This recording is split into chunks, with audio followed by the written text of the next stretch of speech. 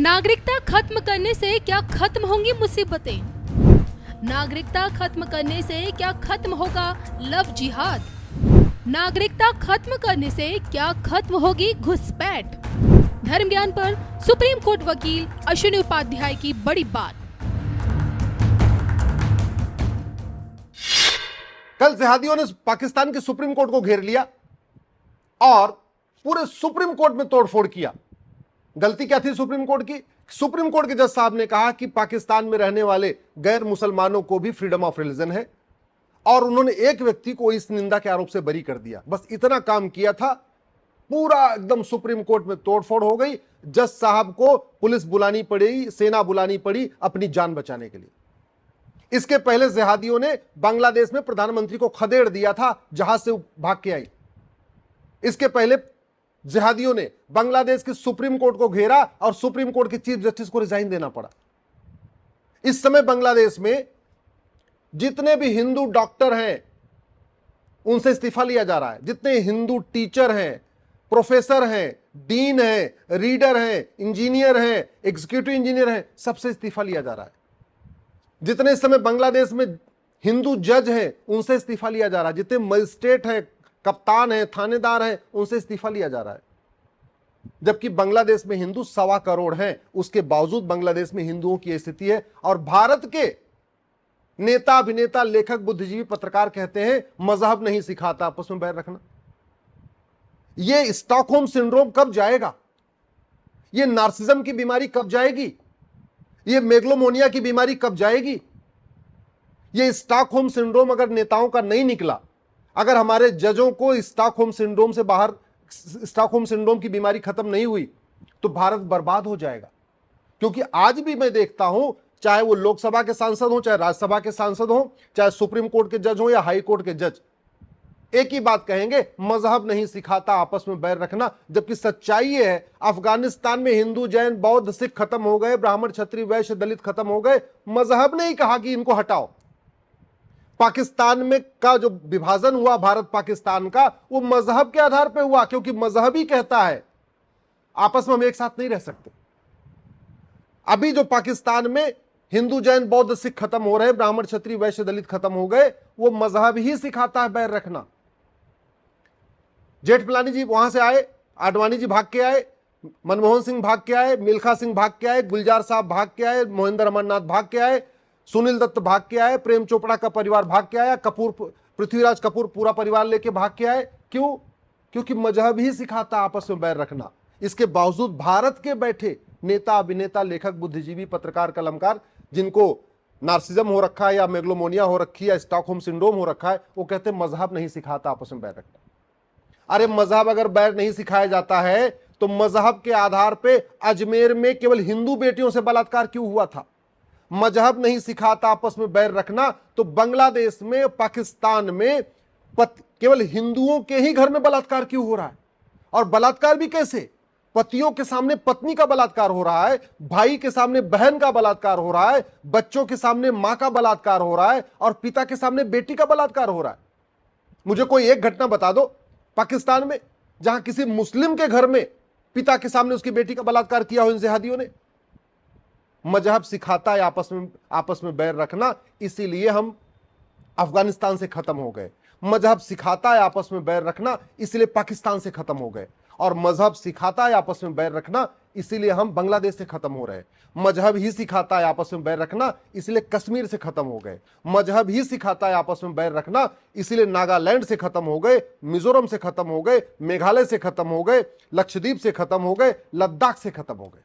मजहब ही सिखाता है आपस में बैर रखना, इसीलिए भारत के 9 राज्यों में हिंदू अल्पसंख्यक हो चुके हैं। मजहब ही सिखाता है आपस में बैर रखना, इसीलिए भारत के 800 जिलों में से 200 जिलों की डेमोग्राफी बदल चुकी है। 6000 तहसीलों में से 1500 तहसीलों की डेमोग्राफी बदल चुकी है। इसका मतलब अफगानिस्तान तो छोड़ो, पाकिस्तान छोड़ो, बांग्लादेश छोड़ो, भारत के 25% राज्य, 25% जिले और 25% तहसीलों की डेमोग्राफी बदल चुकी। क्यों? क्योंकि मजहब ही सिखाता है आपस में बैर रखना। लेकिन हमारे ये नेता, अभिनेता, लेखक, बुद्धिजीवी, पत्रकार, कलमकार सोशल मीडिया पे, भाषणों में, टीवी में, लेख में क्या बोलेंगे? मजहब नहीं सिखाता आपस में बैर रखना। तो फिर बैर हो क्या रहा है? ये पूरी दुनिया में पूरा जो हंगामा फैला हुआ है, पूरी दुनिया में झगड़ा चल किसका रहा है? मजहब का झगड़ा चल रहा है, रिलीजन का झगड़ा चल रहा है। और झगड़ा है किसका? बांग्लादेश में नाई की दुकान बंद हो रहे हैं क्योंकि दाढ़ी बनाना हराम हो चुका है। बांग्लादेश में गाना बजाना हराम हो गया है, ढोल हारमोनियम तोड़े जा रहे हैं, मेकअप करना हराम हो रहा है, ब्यूटी पार्लर बंद कराए जा रहे हैं। मजहब में वहां पे बांग्लादेश में सिनेमा घर तोड़े जा रहे हैं। इसका मतलब क्या हुआ? लाखों नाई बेरोजगार हो जाएंगे, लाखों ब्यूटी पार्लर चलाने वाली बहनें बेरोजगार हो जाएंगी, लाखों जो लोग फिल्म इंडस्ट्री में काम कर रहे थे, कोई गीत कोई लिखता था, कोई बजाता था, कोई गाता था, कोई म्यूजिक देता था, कोई और भी काम करता था, वो भी बेरोजगार हो जाएंगे। तो सच्चाई तो यह है, मजहब ही सिखाता है आपस में बैर रखना। जब अगर आप इसको नहीं मानेंगे तो जो 1947 में हुआ था, जो 2024 में बांग्लादेश में हो रहा है, जो 1990 में कश्मीर में हुआ था, वो भारत में होगा। बाकी 9 राज्यों में तो खत्म हो चुके हैं, लेकिन जो बाकी बचे हुए राज्य हैं वहां पे भी होगा। इसलिए मैं आपसे निवेदन कर रहा हूं, स्टॉकहोम सिंड्रोम वाली बीमारी का इलाज कराइए। आपको जो मेगलोमोनिया हो रखा है, जो नार्सिज्म हो रखा है, इसका अपना इलाज कराइए। सच्चाई को समझिए, भारत में समान शिक्षा लागू करने की मांग करिए। और ये मजहब जो बैर सिखाता है, ये इसके 1-2 नहीं 5 लाख स्कूल चल रहे हैं। अभी कुछ बात आई है कि बिहार में एक पाकिस्तानी किताब पढ़ाई चली। अरे भारत के सभी मुगलिया स्कूलों में पाकिस्तान की किताब पढ़ाई जाती है, और पूरी दुनिया में जो मुगलिया स्कूल चलते हैं सबका सिलेबस कॉमन होता है, करिकुलम कॉमन होता है। ऐसा नहीं कि भारत के मुगलिया स्कूलों में अलग किताब चलती है, पाकिस्तान के मुगलिया स्कूलों में अलग किताब चलती है। जो पाकिस्तान के मदरसों में किताब पढ़ाई जाती है वही भारत के मदरसों में किताब पढ़ाई जाती है, कोई अंतर नहीं है। जो बिहार में किताब पढ़ाई जा रही वही बंगाल में पढ़ाई जाती है, वही यहां पे आपके उत्तर प्रदेश में पढ़ाई जाती है, वही हरियाणा में पढ़ाई जाती है। इसका समाधान यह है 10वीं तक समान शिक्षा। अगर हमने भारत में समान शिक्षा लागू नहीं किया, मुगलिया स्कूलों को बैन नहीं किया, मिशनरी स्कूलों को बैन नहीं किया, मैकाले स्कूलों को बैन नहीं किया, तो भारत की बर्बादी को कोई रोक नहीं पाएगा। ये जो आज के नेता अभिनेता बड़ी बड़ी बातें कर रहे हैं ना, ये 25 साल के बाद सब रिटायर हो जाएंगे, कोई बचाने नहीं आएगा। आखिर बांग्लादेश में अराजकता फैली तो प्रधानमंत्री पहले छूमंतर हो गई, चीफ जस्टिस तो इस्तीफा दे दिए, पुलिस के प्रोटेक्शन में बैठ चुके हैं। पाकिस्तान में अराजकता फैली, परवेज मुशर्रफ पहले भाग गए, नवाज शरीफ पहले भाग गए।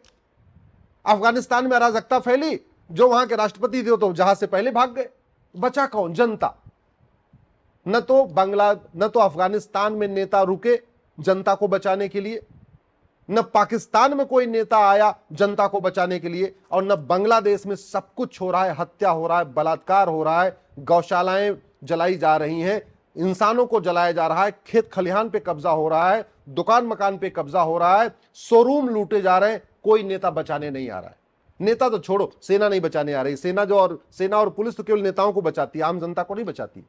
तो अगर आप अभी भी दल गुलामी नहीं छोड़ेंगे, समान शिक्षा की मांग नहीं करेंगे, समान नागरिक संहिता की मांग नहीं करेंगे, घुसपैठियों को बाहर निकालने के लिए कठोर कानून की मांग नहीं करेंगे, धर्मांतरण के खिलाफ कठोर कानून की मांग नहीं करेंगे, जनसंख्या नियंत्रण कानून की मांग नहीं करेंगे, तो 25 साल के बाद आपको कोई बचाने नहीं आएगा। मैं सबसे हाथ जोड़ के आप सबसे निवेदन कर रहा हूं, भारत में जो गुलामी के स्कूल चल रहे हैं इनको बंद कराइए। गुलामी की पुलिस व्यवस्था बदलने के लिए आवाज उठाइए। गुलामी की न्यायिक व्यवस्था, गुलामी की प्रशासनिक व्यवस्था, गुलामी की व्यापार व्यवस्था, गुलामी की टैक्स व्यवस्था, ये जो कुछ गुलामी का चल रहा है इसको बदलने के लिए आवाज उठाइए। भारत के मैं सारे संविधान की शपथ लेने वाले सांसदों, विधायकों, मंत्रियों, जजों से भी कह रहा हूं, भारत में यह संविधान तब तक है जब तक हिंदू बहुसंख्यक है। आर्टिकल 14 कहता है ना, equality before law, equal protection, आके सब समान है। आर्टिकल 15 कहता है भेदभाव मत करो। अरे ये तब तक चलेगा जब तक हिंदू बहुसंख्यक है, नहीं तो भेदभाव होगा, सब एक समान नहीं माने जाएंगे।